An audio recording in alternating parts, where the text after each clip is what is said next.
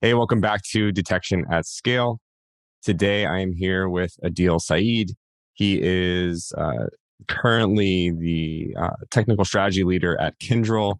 And prior to that, he was a CISO, a CIO at large financial services companies, aviation companies, and more. Adeel, welcome to the show. Jack, thanks for having me. So we were talking about this a little bit before we hit record, and I think you have a really interesting career progression. So maybe we could start there. You went from a practitioner to now leading technical strategy, and prior to that, you were actually a CIO, CISO. So walk me through like the big steps and how you made those transitions, and then talk a little bit about what you're doing today. Sure, absolutely. It's never something that you desire or you want, right? You always want to be a part of an organization where you can make a difference, be it on the technical side or be it on the delivery side, or at least doing the right things for your clients. So client focus has been my pinnacle throughout my career, whether it's working for financial services organizations in the past and at least servicing our internal clients for helping them, as a corporate CIO and or a CISO in helping them deliver for our external customers. I always have this mantra, which is if you enable your internal clients or your internal, colleagues, as we should say nowadays, to have the right tools, right technologies, and the right safeguards, they can service the customer base that we're supposed to service in a very efficient manner. So that has been the mantra, and I have been a technologist by trade since I got into the industry, mostly an engineer and an infrastructure person. And security, as we all know, while it's highlighted today over the last 5, 10 years, has become more prevalent. 15 years ago, it was part and parcel from a network perspective. No one thought of security as a practice. They all thought if I have a network that has a firewall, it's actually secure. And then there were some risk elements along with it. So taking that to the next level, being hands-on, and then at least going into leadership roles across various really not, prestigious organizations where I had the opportunity to be of service to them. More recently, with an aviation carrier, and then when this opportunity at Kindryl arose, it was more along the lines of taking everything that you have learned and how can you at least sit on the other side, which is more on a managed infrastructure side, because at Kindryl we are a large managed infrastructure service provider. We're the largest in the world. We power progress. We are the hearts and lungs of many large organizations. So how can you at least be a small part of a very large organization that is trying to do the right thing for their customers, which is manage their infrastructure, the systems, in not just an efficient manner, but a very secure and efficient manner. So coming on the practitioner side now, I always say that was the dark side where I was. Now it's the light side. But the light side, at least you can now apply whatever you have learned in the industry, working with these different entities, and be able to apply it to other entities, and at least work with my colleagues internally to help deliver that actual message of technology, security, and what does it mean to at least not just be a practitioner, but what does it mean to at least know the landscape, but also have an open ear and an open eye to learn more about what's next to come. So what are you focused on right now in terms of cyber? Like what's been a thing that's been interesting that you're maybe incorporating in at Kindryl? From a trend perspective, in security, security risk management, consolidation of cybersecurity tools, that whole transitioning from a traditional SIEM and SOAR to a more, what I would say, observability space, which includes artificial intelligence, automation, enriched with threat intelligence, and then amalgamating, multiple, what I would say, risk measuring products or tools across an organization to bring them into a central location, right?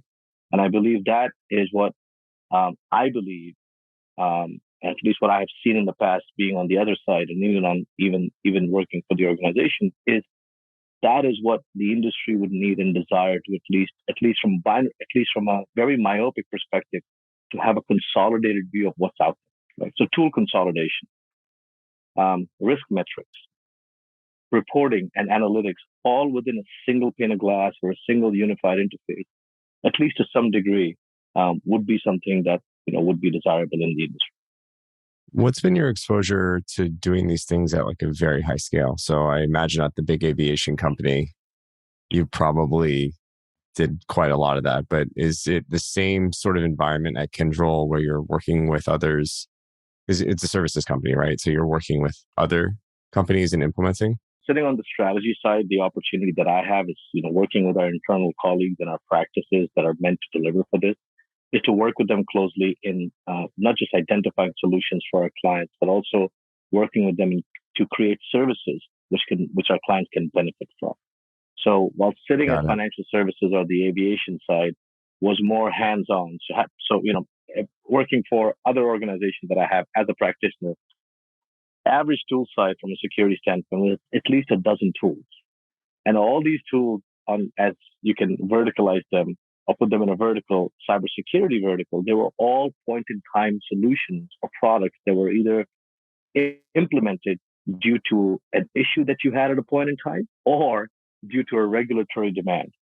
Unless there are security teams that have a lot of time, security is baptism by fire, right? I mean, anyone that sits in that chair is always behind the eight ball. They're always firefighting, and at least having the luxury of planning, strategizing, or at least building their roadmap comes after the fact.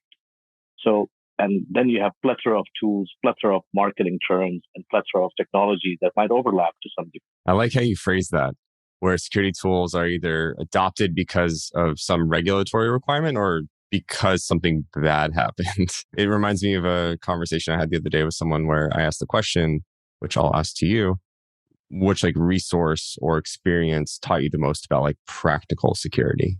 You never read that in a book or at school or speaking with your friends outside. It always happens through experience and through exposure. So mine has been, again, while working for these regulated entities, touch wood, not many issues or big issues I would say that were noteworthy, but at least having that one endpoint that goes rogue because the antivirus is not updated, having that one person that has been trained so well but has their tools turned off because they have elevated privileges, in the globe, having that as an entry point. And then at least being able to catch it or identify that issue way down the road with limited exposure to the organization is a win. But a real win is if you can stop it right at the gate, right? So, touch wood, things have not progressed as far as they have, penetrated deep within the environment. They have been, at least from my exposure, has been they've been caught at the surface or before they could, cause more damage. But at the same time, that gives you a learning lesson saying, why even let it go this far, right? How do you stop it right at the gate, at the door? But at the same time, security or protecting environments have been a challenge because security normally adds overhead to adaptability, to collaboration. Either it slows down or negates it. People want to collaborate in a free way, in an open way. They don't care. I mean, I shouldn't say they don't care about security. Everyone does, but they don't care about security being an impediment to what they're trying to do. And that was my opening statement, right? So as tools and technologies have evolved, security products are becoming mature in that case, where they're adding less tax. They're not taxing the endpoints or the servers or the utilization that much, right? I always see security as you walking into the airport without having to go through that, TSA where you have to take off things or put things out. You walk through the doors, you're identified, you're scanned, you're a known person, right? So for you, you want that airport experience from the time you enter the airport to the time you board a plane to be transparent and easy. But at the same time, you know that I'm secure. You don't have to create the aura of security by having barriers and guards. Because cybersecurity threats don't look at that, right? They don't care you have two guards standing outside or a body scanning machine. It comes in a systematic way. So how do you systematically manage it and secure it at the Yeah, we call that security theater. end? Well said. I have to note that down. That's great. I like this emphasis too of leaning more into prevention. How do you think we get to that world? Because it can be a little dangerous to combine automation with prevention tooling. Like, what do you think of the baby steps of going from the world where it's fully reactive to more proactive when it comes to threat detection and incident response? Automating prevention could be a recipe for disasters to some degree. But identification of threats up front, right, in a proactive manner, which is threat intelligence, threat detection. So I'm always a firm believer of having right threat intelligence out there, not just open source or not just open, which used to be the case, but also paid for. And the reason for that is more fine-tuned threat intelligence that you can receive, which is specific to your industry and your organization and your peer set, the more you are better able to be able to protect that environment. And then you can at least take a risk-based judgment and saying, based on the intelligence, where's my risk exposure, right? And that's normally not done in a cohesive manner. It's done in a very bifurcated manner. You'll have threat intelligence, and somebody down the road will do a PowerPoint or run a report and say, well, here's my risk exposure. That train has left the station. So how do you systematically have um, threat intelligence, which is at least knowing where your environment is, understanding your risk exposure, so understanding what your attack surface is to actually start with? Because there is no way anyone can protect 100% of their environment, right? You have to be able to protect majority of it. That percentage could be up in the air, it could be anything. But as long as you're protecting your critical assets, you are putting enough safeguards in place for you to be able to operate as a business effectively. Uh, that's a more proactive approach in managing security. Yeah, I think that's a very reasonable approach too, because you never want to try and boil the ocean, especially when you're looking at signal, Yeah. because the more that you put into a SIM, for example, the more distraction you could potentially have. And the more expensive it is to manage all that data. And it's just a level of complexity that's not often needed unless you have regulatory reasons for that. Right. I mean, and there are many views on what a SIM is and how a SIM is a dinosaur, and how it's a distraction. But I actually believe it is a necessary evil to some degree, right? You need your eyes. You need to be able to know what's in your environment. You know, Mm-hmm. a SOAR gives you so much, and of course, seeing many people say it's going away and it's there, but there are multiple large organizations and products which are close, dear to our collective hearts and our customers' hearts, right, across the organization.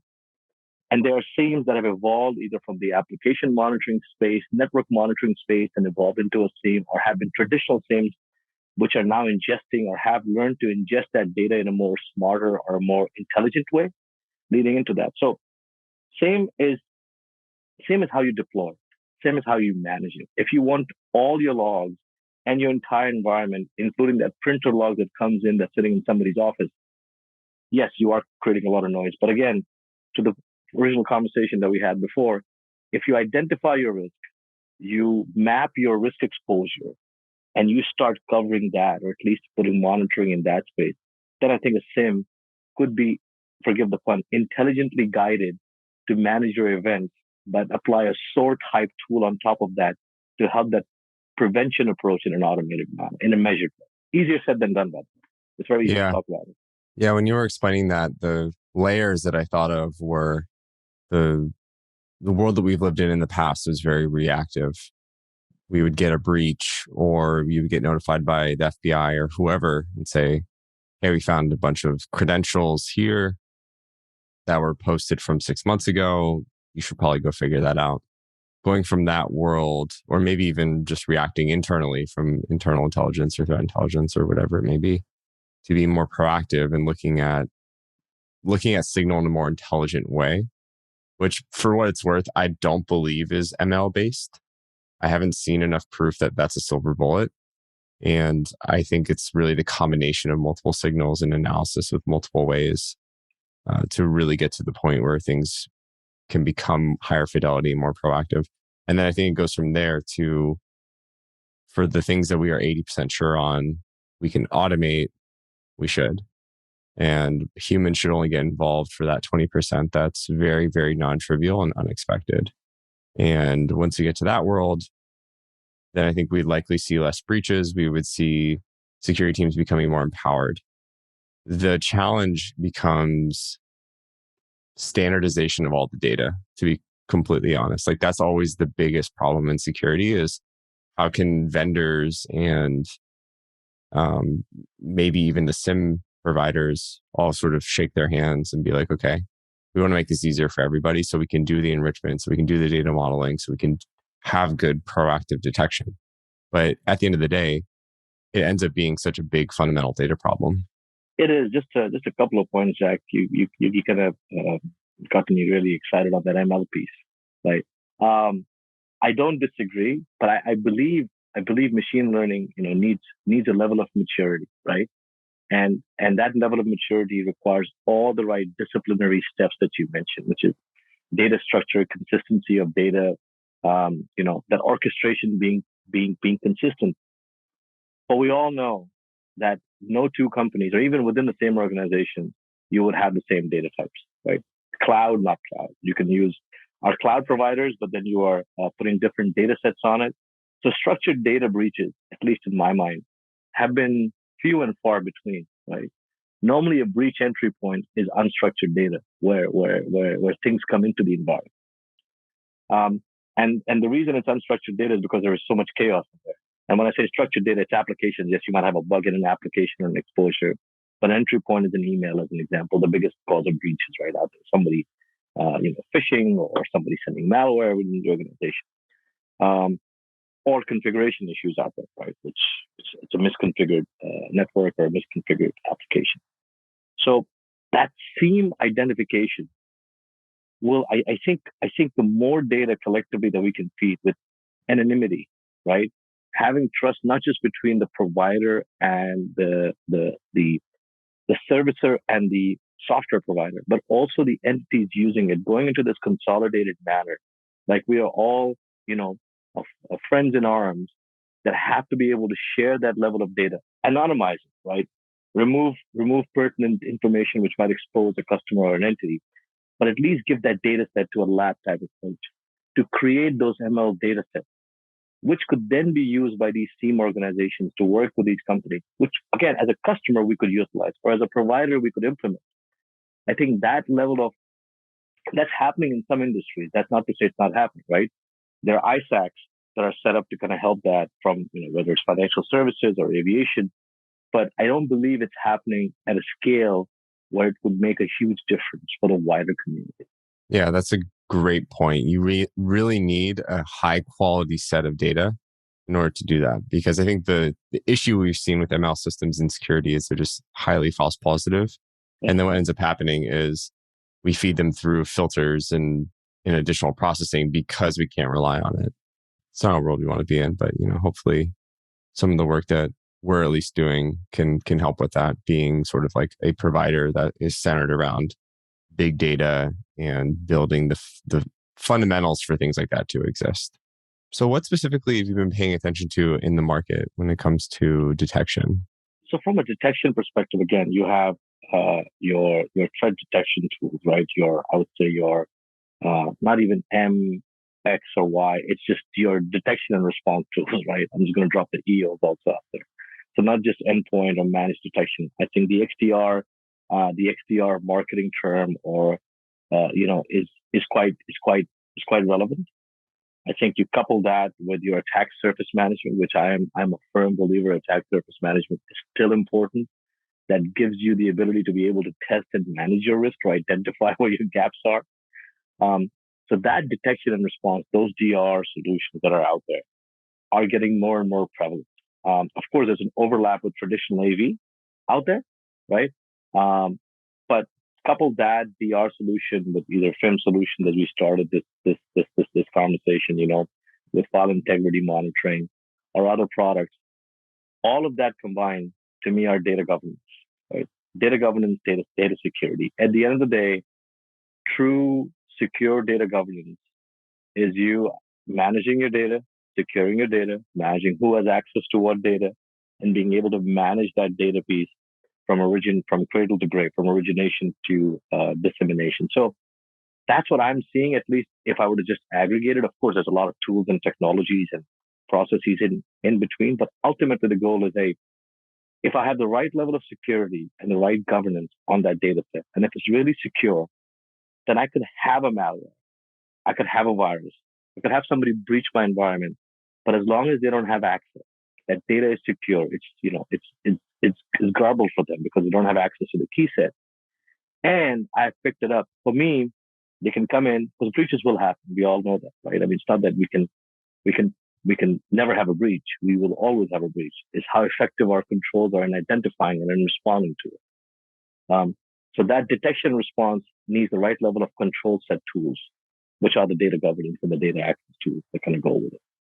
Let's shift gears slightly. So I'm really curious about your perspective of being a security leader. I think it's a very high stress job just in general. And given that security is one of the most nebulous things to probably be an executive for. So what do you think the biggest challenge has been as a prior CISO slash CIO? It's first of all, always ready to know that you are ready to leave the organization or asked to leave the organization in an event of an issue. But I don't think that's how security professionals operate, right? The most important thing in that position is to make sure you are ahead of the curve. You are a business partner to the business. You are not the office of no. You are the office of collaboration, which can actually promote business in a secure manner. So the biggest challenge is how do you work with your business colleagues in, first of all, understanding the business. You need to be able to understand the business in order to effectively support, right? Again, security is not an ivory tower. It's how I see it. Security is an embedded part of the organization, even though it has to be independent and it has to be governed independently, all that good stuff. But it needs to be part of the business, because if you understand the business, then you can understand the nuances of it and what's required to secure it and what's required to promote it. So the biggest challenge is, number one, understanding the business. The second challenge is staying ahead of the curve, having the right tools and technologies out there, which again leads to the most important question for any organization. Are you asking for the right budget? Are you asking for the right resources, which there is a shortage of in the industry that we know? Do you have the right tools and technologies? And last but not least, outside of you understanding the business, does the business understand what security is, right? It's not just a password, or my phone gets locked out after 5 attempts, or I can't FaceTime my friend. It's, have you done enough education and awareness to it? So yes, I think all jobs are stressful. Security is no different, but I think security just, unless you become a business partner with understanding and education both ways, the level of stress just keeps going up, right? Because then you're working in isolation. I guess that's my point. So where do you think in the business security should be embedded? Because I think this is always a really interesting area. Like, is it a fully separate vertical? Is it within engineering? Like, where have you seen it be the most successful? I think COVID is going to help us in some shape or form. Identify and determine that hierarchical layers of reporting or embedding or matter less. We're all remote. We're all over the place. Our basements, our garages, the backyards, parks, mountains. So you don't know where your reporting line managers. You don't know which business. You're talking to everyone. So the point is just using that as a very bad example. I think security does not have to be embedded in business.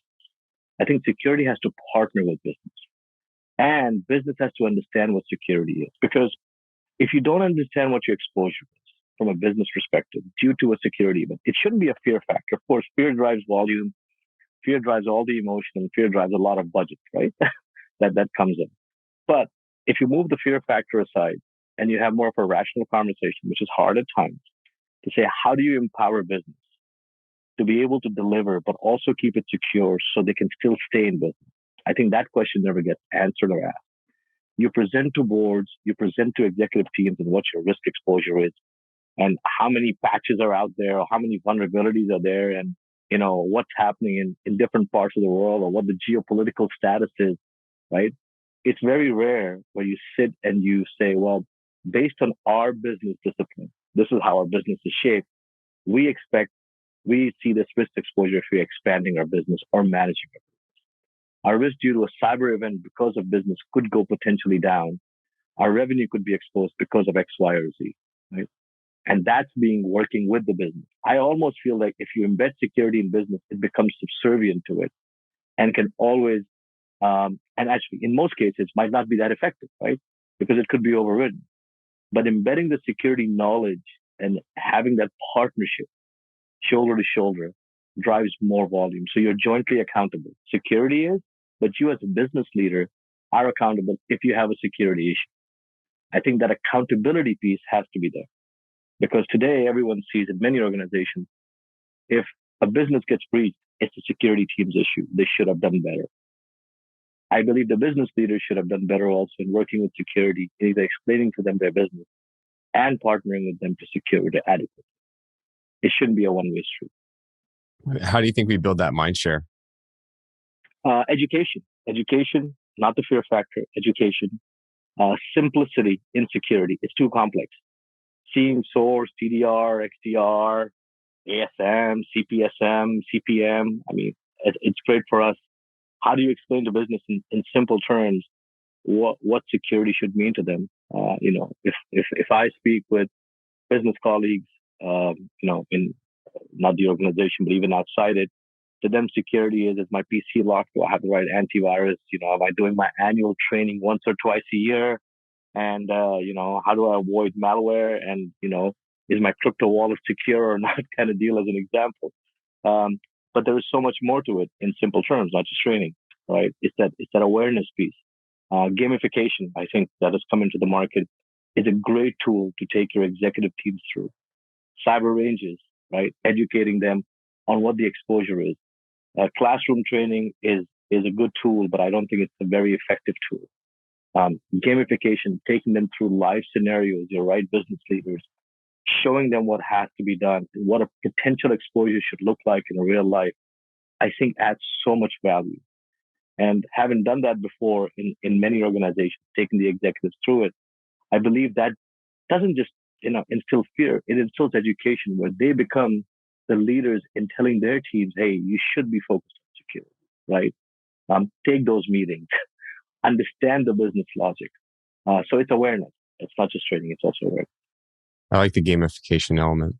I think people learn more with like a practical element just in general. Yeah. No, absolutely. And I think, just having done a litmus test in a prior organization with it, you saw more people taking the test and failing it, right? Because they wanted to see what the other options are. And again, because, it's more intuitive versus saying, find that little post-it. Where is it on the keyboard? You're like, click here. Yeah. Awesome. Adeel, this has been a great conversation. I want to end with one final question, which is, what are your 3 pieces of advice that you could tell people listening in to be more effective just as a security leader in the future? Keep threat intelligence close to your heart. Always try to get the right information from the right sources. It's key to your business. Don't let that go. Number 1. 2, peer-to-peer contact in the industry is the most valuable asset, at least in the security vertical. So the more people and the more colleagues in your business line and can network with them online, offline, I think is very effective in managing security. And last but not least, staying ahead of the curve. And that's actually not just working with partners and software providers, but also looking at different entities or different solutions that are coming out of the market. I love that. That's great wisdom to instill us with for the remainder of the show. I really appreciate the time today. Really enjoyed this conversation and hope everyone who is listening and got a lot of value from that too. Appreciate it, Jack. Thanks so much for having me. Thanks, Adeel.